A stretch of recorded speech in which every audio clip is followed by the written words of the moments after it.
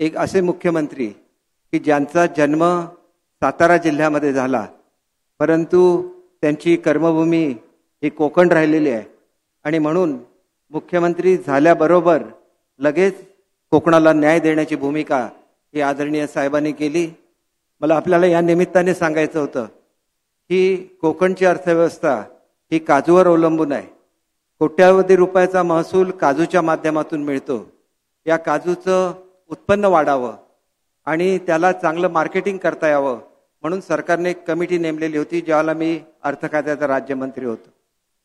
3 वर्ष, जवळजवळ 2.5 वर्ष कोल्ड स्टोरेजमध्ये ही पॉलिसी ठेवण्यात आली आणि ज्यावेळेला मुख्यमंत्री महोदयांनी कारभार हातात घेतला त्यावेळेला 1200 कोटी रुपयाची योजना ही कोकणासाठी जाहीर केली आणि विशेषतः सिंधुदुर्ग आणि रत्नागिरीसाठी जाहीर केली.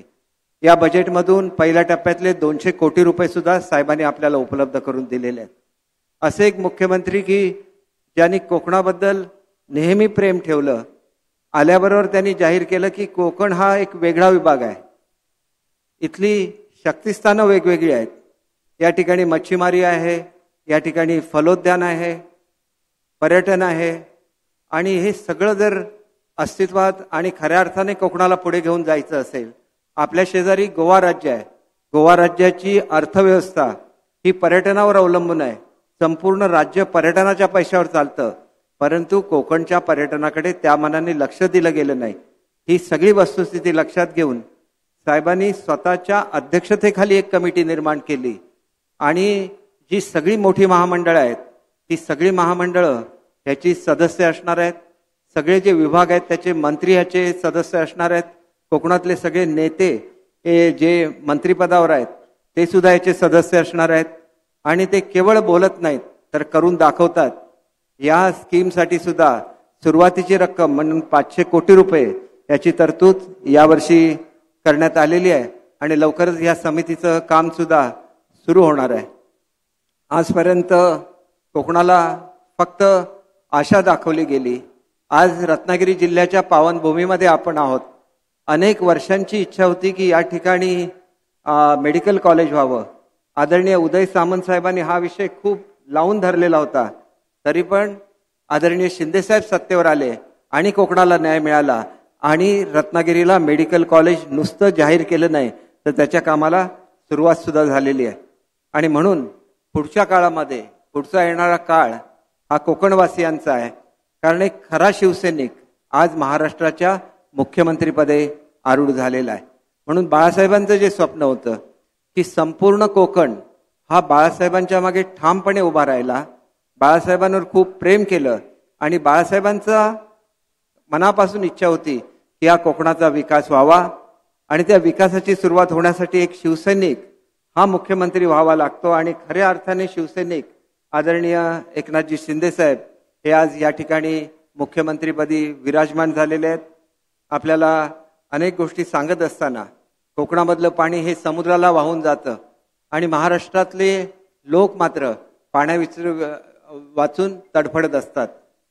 कोकणातलं पाणी हे वापी खोऱ्यामध्ये, गोदावरी खोऱ्यामध्ये वळवण्यासाठी तब्बल 13,000 कोटीची तरतूद ही आदरणीय मुख्यमंत्री महोदयांनी केली आणि त्याच्यामुळे कोकणचं जे प्रेम महाराष्ट्रावर आहे आणि आमचं समुद्रात वाहून जाणारं पाणी खऱ्या अर्थाने महाराष्ट्राला सुजलाम सुफलाम बनवेल याची मला खात्री आहे. ओटाव इथं आमच्या जिल्ह्यामध्ये जवळजवळ 100 कोटीचा लघु पाटबंधारे प्रकल्प त्यांनी दिलेला आहे. आपल्याला माहिती आहे की बॅरिस्टर नाथ पैनी या मतदारसंघाचं नेतृत्व केलेलं आहे.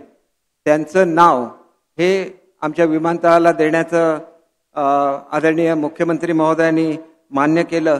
आणि सगळ्यात महत्त्वाचं म्हणजे पर्यटनाला दिशा देणारा आपला जो सागरी महामार्ग आहे रेवस ते रेडी याला सुद्धा मान्यता आदरणीय मुख्यमंत्री महोदयांनी दिली आणि केवळ मान्यता दिली नाही तर त्याच्याकडे बजेटमध्ये सुद्धा तरतूद केली.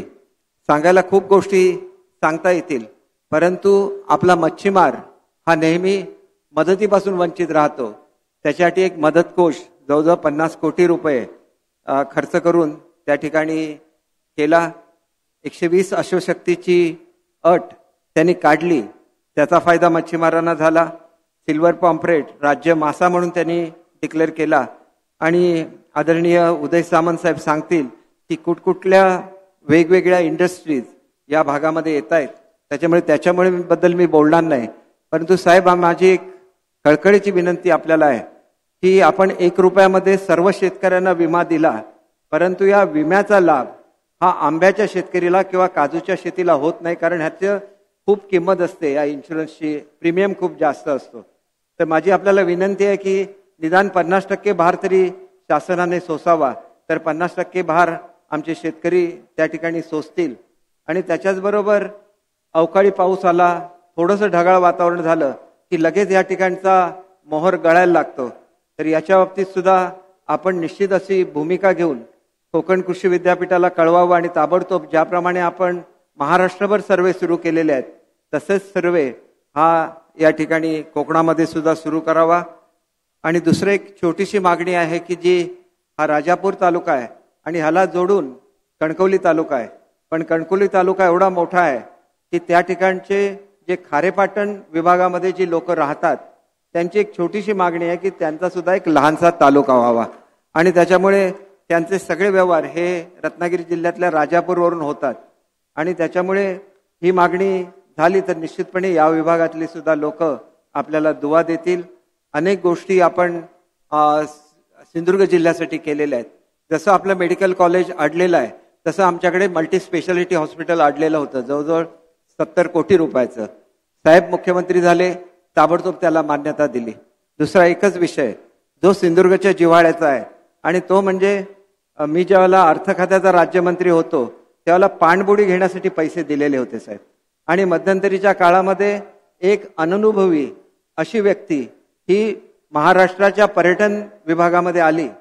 त्यांचं म्हणणं असं होतं की पाणबुडी पाण्यात बुडली तर काय, पाणबुडी पाण्यात बुडण्यासाठीच असते आणि खालचं सागरी विश्व लोकांना दाखवण्यासाठी असते. आणि ह्या बालिश वृत्तीमुळे महाराष्ट्र मागे पडला. 7 वर्षापूर्वी हे पैसे दिलेले होते. आज केरळ राज्याने आपली पाणबुडी बुक केलेली आहे, गुजरात राज्याने आपली पाणबुडी बुक केलेली आहे.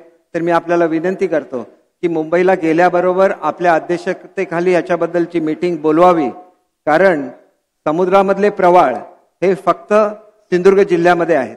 आणि त्याच्यामुळे अशी पाणबुडी झाली तर आज स्कुबा डायव्हिंग फक्त सिंधुदुर्ग जिल्ह्यामध्ये चालतं, पण जे वृद्ध लोक आहेत, जी तरुण मुलं आहेत, यांना समुद्राखालचे हे प्रवाळ बघायला मिळतील. आणि म्हणून ही मागणी आपण मान्य कराल अशी अपेक्षा करतो. आपणा सर्वांना मनापासून आपले आभार मानतो की तुम्ही सगळ्यांनी पाठिंबा दिल्यामुळे कोकणातील एक सुपुत्र आज महाराष्ट्राच्या मुख्यमंत्रीपदी विराजमान झालेला आहे. आणि याचं श्रेय हे तुम्हा सर्व शिवसैनिकांना आहे. तुमचं मनापासून अभिनंदन करतो.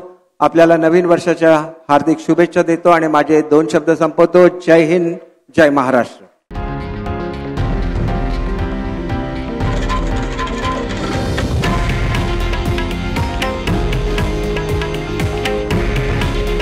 हे आहे देशातील नंबर 1 न्यूज नेटवर्क आणि आपण पाहत आहात TV9 मराठी. काळजी तुमची, हित महाराष्ट्राचं.